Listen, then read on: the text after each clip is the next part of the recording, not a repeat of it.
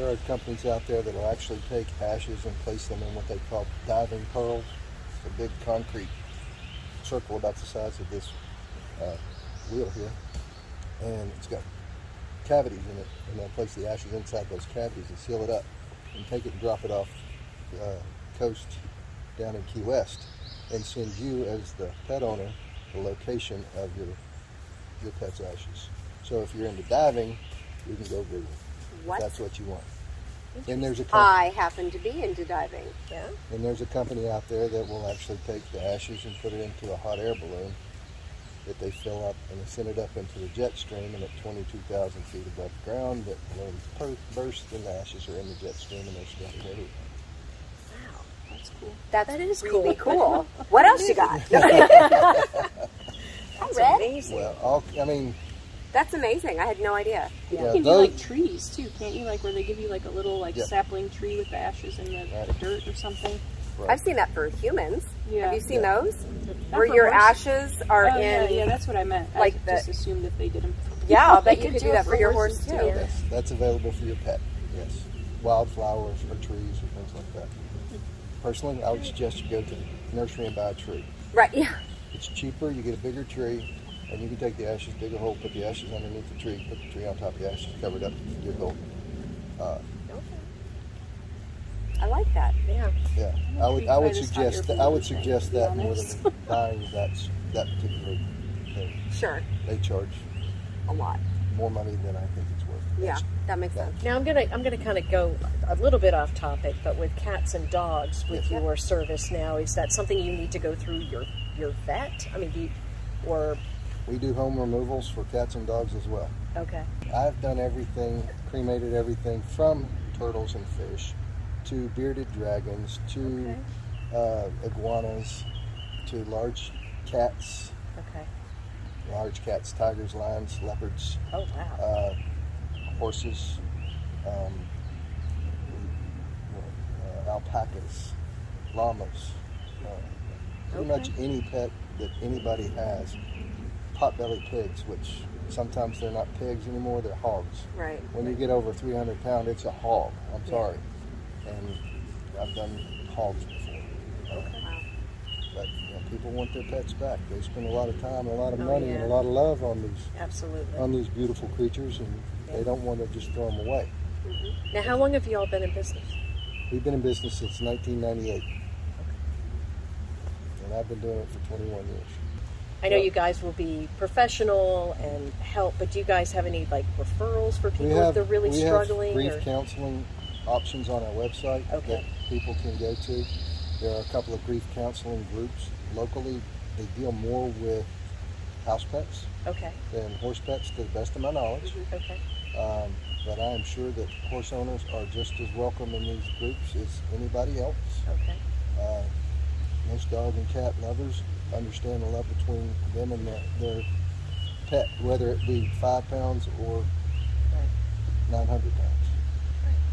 Now, when preparing your will, what documents or what things should people think about when they would come talk to you, in addition to what they want to do with their animals, but just in general? What are you... I mean, I think there's two main options for an estate plan. It's either going to be a will-based plan or a trust-based plan. Wills are simpler to set up. They're a little more complicated on the back end with probate and all of that. But really with a will, the only information I'm getting is names, birth dates for your children, things like that. Who's going to be the executor, who's your second choice if that person can't do it. Specific, if they wanted to do something specific for pets, we would go through that. They would need that information. And that's really it. A will encompasses whatever you own when you die, whatever that happens to be. And who gets it? Yeah, and normally what it is more like a percentage type thing instead of itemizing out each individual thing you own, because if you do that, you're going to be doing a lot of updates to your will unless you don't get new things or get rid of things that you have.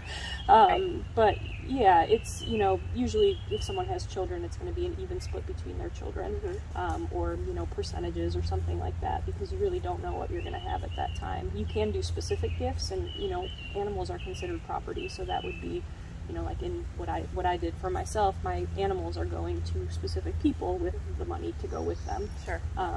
But yeah, that's really all the information for that. Now with a trust, it's a little more complicated, and you can set up a specific pet trust. That would have to be for a specific animal, not just whatever pet I have at that time. It's a named animal that is alive when you're doing your plan.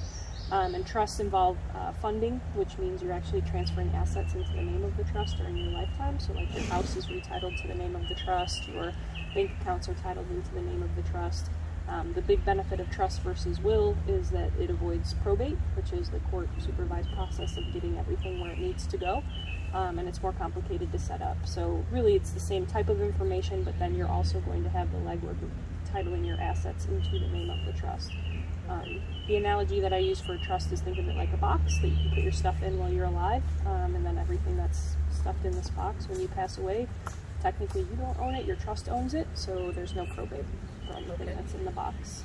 If you have multiple children, like I have 3 children, would you ever have one of the children be the executor? I can see that just being a nightmare between them. Well, why is he the executor? Well, Yeah, what about me? It's pretty normal actually for Is it? adult children, yeah, to do that, because they're the ones to, you know, picking one child over the other. It, you know, I have people say like, oh, I wouldn't want my other children to get upset. It's Right. really not a fun job. I mean, it's not like, Sure. oh, what a great, you know, this is awesome, so fun doing Yeah. this probate for my mom or something Yeah. like that. But it's pretty normal just because it is a job. Uh-huh. Handling the process, like probate in North Carolina averages 9 to 18 months from start to finish. It's not like a one filing with the court and you're done. Generally, it can be depending on the size of the estate. But it's a job, and the people who are getting things out of it are more likely to want to do the work than some, you know, Aunt Sally who's doing it all for the kids or Sure. something like that. So yeah, it's pretty normal. I haven't had too many at all that have not wanted their kids to do it if they were of age and reasonably responsible. So would the one being the executor then get more because he or she is doing more? Not necessarily. The executor, there is a statutory amount that they can be compensated for the job. It's not much. I mean, I think it's up to 5% of the personal property in the estate, not real estate. So, and they can petition the court for that. So it's not a huge amount. Sometimes people will put in their will they want their executor to get a certain amount, so then it's not, the court doesn't have to approve it, it's just there.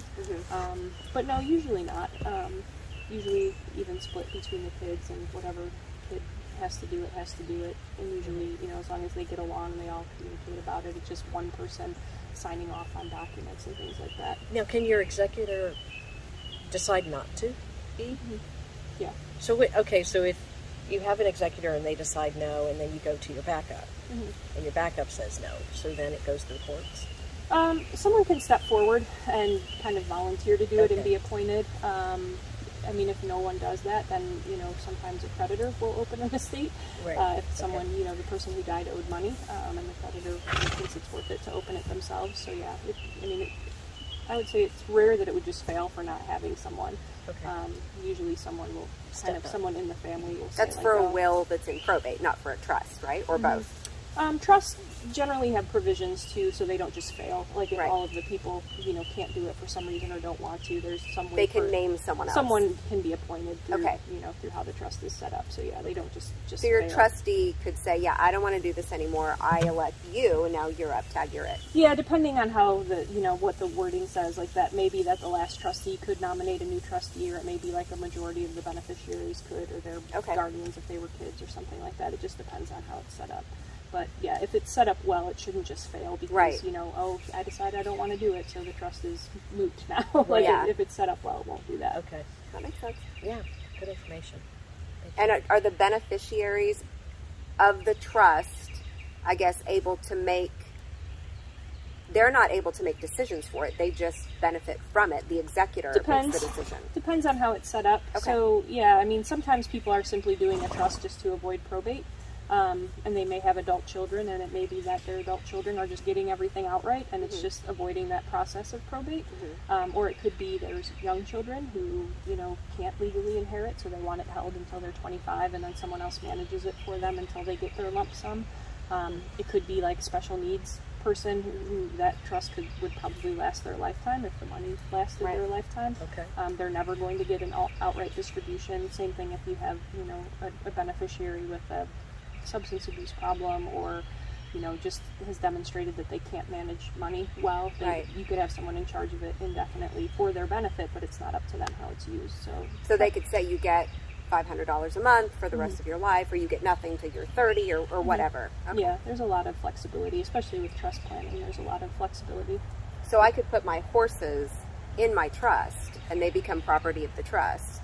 Yeah, technically you can. Most of the horses, mostly, you know, you have a bill of sale, but you don't really have a title for them necessarily. Although you could, if they have like breed registries and things like that, you would be able to register them. And I'm sure like the, you know, U.S. Equestrian can register a horse in the name of a trust too. So yeah. Interesting. Something to think about for people that do have the trust, or do have the, you know, lifetime horse or a higher dollar horse or whatever that says, yeah, I never want this horse sold. Yeah. Right. Yeah, and you would have, you know, a pet trust is a separate kind of trust for the animal specifically. Gotcha. So, you know, for, you know, Johnny the horse, you know, it's specifically for them. You decide who's the trustee, and then you can set the, kind of the terms there. But you have to fund it as well. Make sure, you know, there's enough money in it, and then decide what happens when the horse is, or pet is no longer. What happens to the remaining funds? Sure. You decide. You know, it could go to the person who handled who was the trustee. It could go to your, you know, cousin. It could go wherever you want it to go. You just but set you that just up. kind of think of all the contingencies. So much to think about. So much to think about.